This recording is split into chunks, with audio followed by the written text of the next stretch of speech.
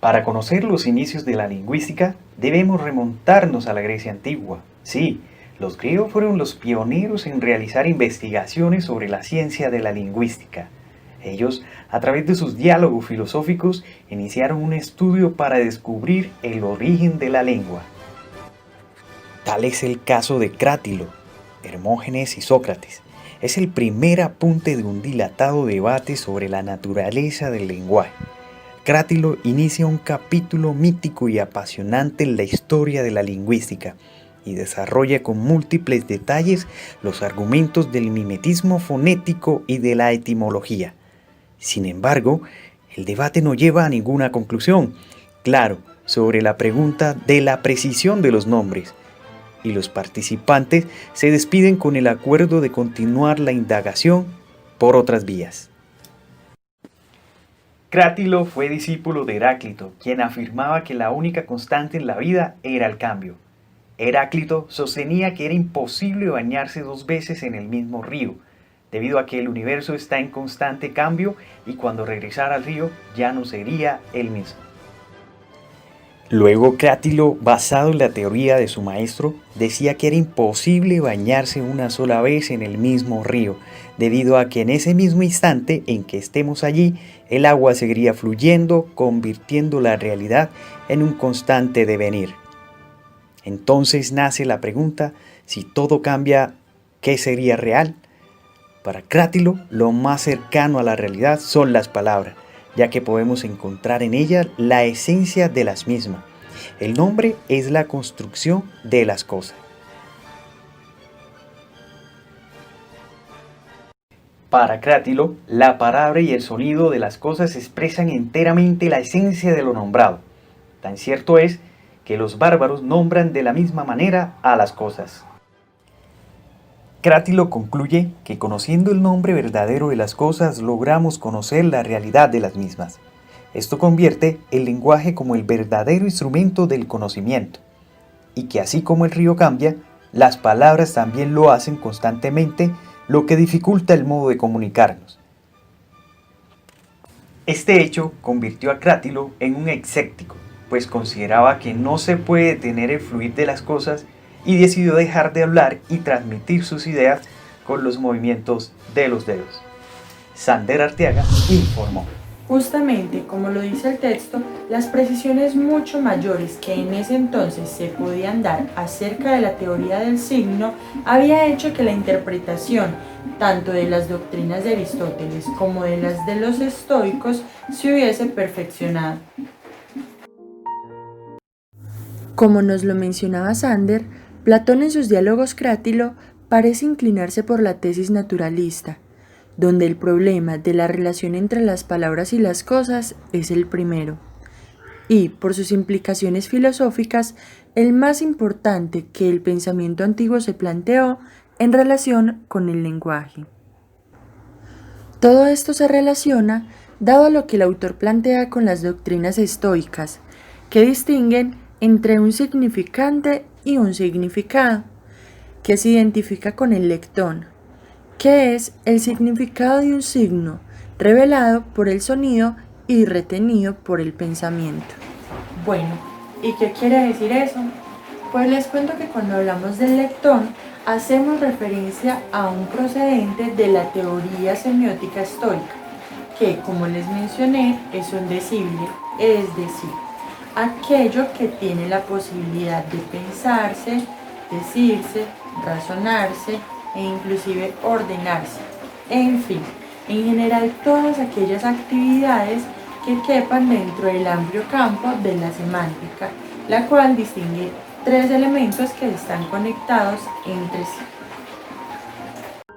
Por otro lado, Eugenio Coserio, un lingüista especializado en filología románica, concebía como bueno el hecho que Aristóteles describía la doble cara del signo con los términos de phoni, que quiere decir voz, y pátima, que se refiere a las experiencias anímicas.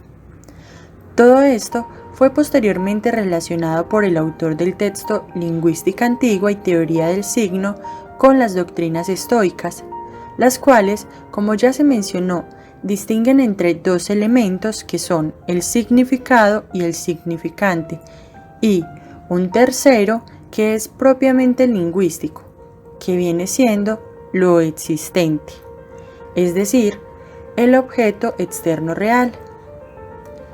Para esto, vamos a hablar de la teoría del signo, la cual nos la explicará más a profundidad el compañero Santiago.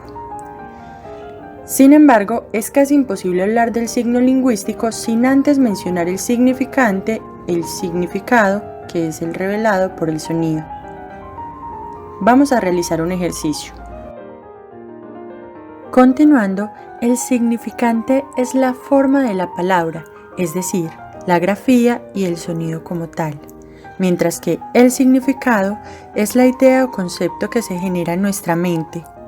Un ejemplo de esto es que si escuchamos la palabra pera, inmediatamente se nos viene a la mente la imagen de una pera y ese viene siendo el significado, mientras que el significante vienen siendo los fonemas y la escritura de la misma.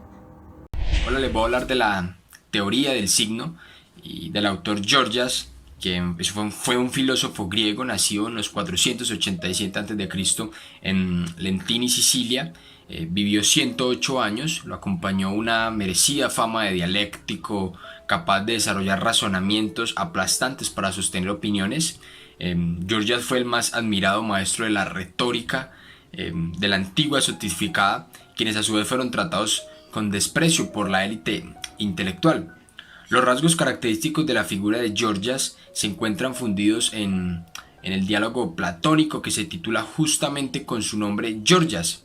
El prestigio de Gorgias como padre de la retórica se basaba en el hecho de que fue el primer teorizador de las reglas del buen escritor. Uno de sus aportes más relevantes ha sido la teoría del signo. Sin embargo, en la historia de la lingüística, las ideas de los sofistas no resultan de mucho interés para los modernos. No obstante, a las cosas importantes que Gorgias pudo y puede aportar no han sido muy citadas en las obras modernas. Esta teoría está en dependencia respecto a la polémica presocrática sobre si el signo es por naturaleza o por convención, en donde se centra a Platón y obviamente también a Aristóteles. Es claro que para Platón las ideas se expresan por nombres, que es la idea del bien, y puede decirse que existen en él creencias firmes de que las palabras corresponden a las ideas. Son por ello un instrumento de enseñanza y de clasificación. Ahora bien, si la realidad se organiza en dicotomías escalonadas, las palabras también en los campos semánticos platónicos, donde no hay más contradicciones que las binarias, y de esta manera afirma que cada idea es unitaria por su propia naturaleza. Es inequívoco que cada palabra tiene un significado unitario. Juntamente existe una dicotomía, de un lado están las cosas y acciones con una organización propia y siendo objetivos, y de otro está el nombre. Con Aristóteles las cosas no son muy diferentes. Existe la misma dicotomía de cosa y nombre, la misma unicidad de los conceptos, el mismo dar por supuesto, distinguido claramente dentro del nombre, entre forma fónica y su significación. Al señalar su relación por una convención tradicional e insistir en su función de signo, de significar una cosa existente o no, esta puede ser solo pensada.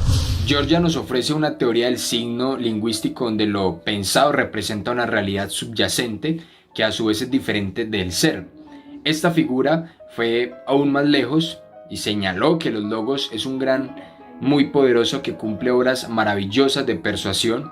Existe una referencia del signo al objeto y otra al sujeto, en la que los logos debe ser conveniente a los oyentes y así puede ejercer una persuasión.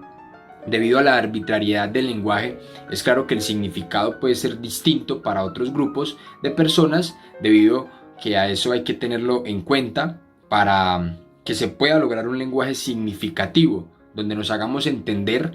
Notamos que en el texto de doctrina cristiana, esta teoría del signo refleja claramente la relación del signo y el sujeto, atribuyendo como signo a cada cosa que puede ser entendido por el oyente y es enunciado por el que habla. Es fundamental destacar la importancia del signo como distintivo, no solo de la cosa, sino también de un pensamiento a lo que nosotros llamaríamos significado, de los factores dependientes de la existencia de un emisor y de un receptor. Incluso el descubrimiento de la función impresiva es sobre el lenguaje. Georgias deja constancia de que muchas cosas son captables por la vista y el oído, es decir, por los sentidos. Por lo tanto, para Platón es su verdadera y única realidad, un primitivismo materialista, y es lo que piensan algunos, pero en realidad lo que sucede es que la realidad está de un lado y los contenidos del pensamiento de otro. Son dos planos diferentes, la vista y el oído captan las cosas, mientras que el pensamiento capta los objetos del pensamiento. Georgias desarrolla así, según suele reconocerse, ideas de Empédocles sobre la especialización de los órganos de los sentidos, y de ningún modo afirma que la sensación sea la única vía de conocimiento, sino todo lo contrario.